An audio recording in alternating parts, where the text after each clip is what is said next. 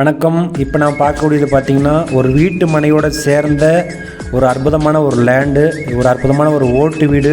இந்த வீட்டுடைய மதிப்பு பார்த்திங்கன்னா ஒரு 10 லட்ச ரூபா இருக்கும். நான் சொல்கிறது குறைவான மதிப்பு தான். இன்றைக்கு இந்த வீடு நீங்கள் கட்டணும் அப்படின்னா கூட ஒரு 10 லட்ச ரூபாய்க்கு மேலாகும். அந்தளவுக்கு ஒரு 10 லட்ச ரூபாய் மதிப்பிலான ஒரு ஓட்டு வீடு ப்ளஸ் உங்களுக்கு ஒரு அற்புதமான ஒரு இயற்கையான விவசாயம் செய்யக்கூடிய ஒரு அற்புதமான ஒரு லேண்டு. இந்த லேண்டுடைய அளவு பார்த்திங்கன்னா 48 சென்ட். அதாவது பார்த்திங்கன்னா தெரியும், எட்டிய வரைக்கும் ஒரு மிகப்பெரிய பரப்பளவில் இருக்கக்கூடிய ஒரு 48 சென்ட் லேண்டு.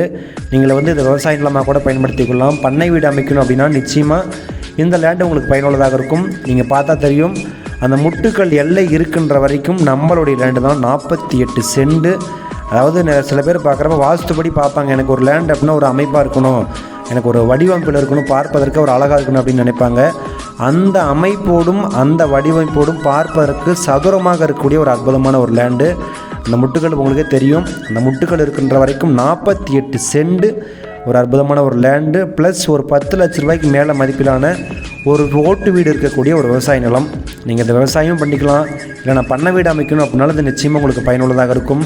எனக்கு ஒரு அமைதியான சூழலில் ஒரு கொஞ்சம் மழை எனக்கு எந்த ஒரு டிஸ்டர்பன்ஸும் இருக்கக்கூடாது, நான் அமைதியாக இருக்கணும்னு ஆசைப்பட்றேன், எனக்கு அப்படி ஒரு இடம் வேணும் அப்படின்னா கண்டிப்பாக நீங்கள் இந்த இடத்த சூஸ் பண்ணலாம். உங்களுக்கு கண்டிப்பாக இந்த இடம் உங்களுக்கு பிடிக்கும். நேரில் வந்தால் இன்னுமே சிறப்பாக உங்களுக்கு இந்த இடம் பிடிக்கும். உங்களுக்கு பார்த்தா தெரியும், 48 சென்ட் எட்டிய தூரம் வரைக்கும் அந்த முட்டுக்கள் இருக்கின்ற எல்லை வரைக்குமே நம்மளுடைய 48 சென்ட் லேண்டு தான். இந்த லேண்டோடு இருக்கக்கூடிய அந்த வீட்டில் என்ன ஒரு சிறப்பு அப்படின்னா, இந்த வீட்டில் உங்களுக்கு 2 மின் இணைப்புகளும் வந்துடுது. அதாவது ஒரு விசைத்தறி மின் இணைப்பு ப்ளஸ் ஒரு வீட்டு மனை மின் இணைப்பு. இன்றைக்கி இந்த 2 மின் இணைப்பு நீங்கள் வாங்கணும் அப்படின்னா கூட ஒரு 60,000 ரூபாய்க்கு மேலே உங்களுக்கு செலவாகும். இந்த வகையில் உங்களுக்கு ஒரு 60,000 ரூபாய் உங்களுக்கு மீதியாகுது.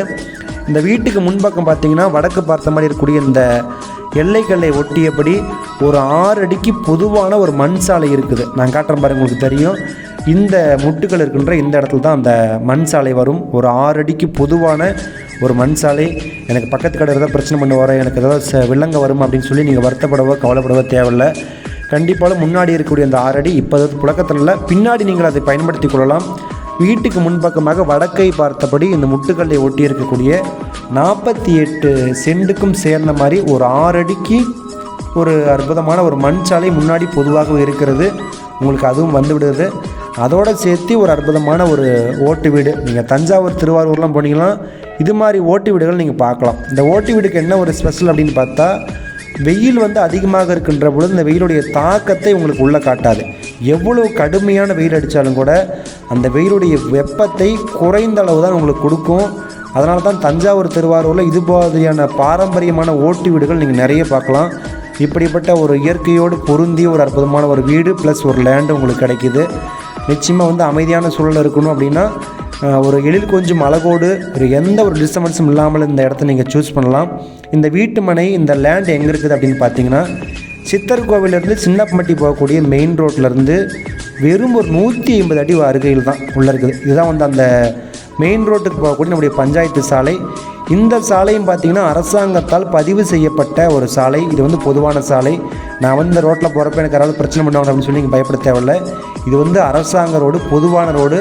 ஒரு 150 அடிக்கு நமக்கு அந்த ரோடு உள்ளே போட்டு கொடுத்துருக்குறாங்க. இதுதான் அந்த பெருநகரத்துக்கு போகக்கூடிய அந்த மெயின் ரோடு. இப்படி பார்த்திங்கன்னா இடது பக்கமாக சின்னப்பம்பட்டி என்கின்ற பெருநகரத்துக்கு போகக்கூடிய மெயின் ரோடு இப்போ நான் காட்டக்கூடிய இந்த இடது பக்கம். அப்படியே நீங்கள் வலது பக்கம் பார்த்தீங்க அப்படின்னு சொன்னீங்கன்னா சித்தர் கோவில் என்கின்ற பெருநகரத்துக்கு போகக்கூடிய இந்த சாலை. வலது பக்கம் சித்தர் கோவில் என்கின்ற பெருநகரத்துக்கு போகக்கூடிய இந்த சாலை. இந்த 2 பெருநகரத்தையும் வரைக்கும் இணைக்கக்கூடிய இந்த சாலையிலிருந்து ஒரு 150 அடி தான் பக்கம். நமக்கு பார்த்திங்கன்னா இந்த சாலை வழியாக தான் உள்ளே போகணும். ஒரு 150 அடியில் இருக்கக்கூடிய ஒரு அற்புதமான லேண்டு கண்டிப்பாக உங்களுக்கு பிடிக்கும்.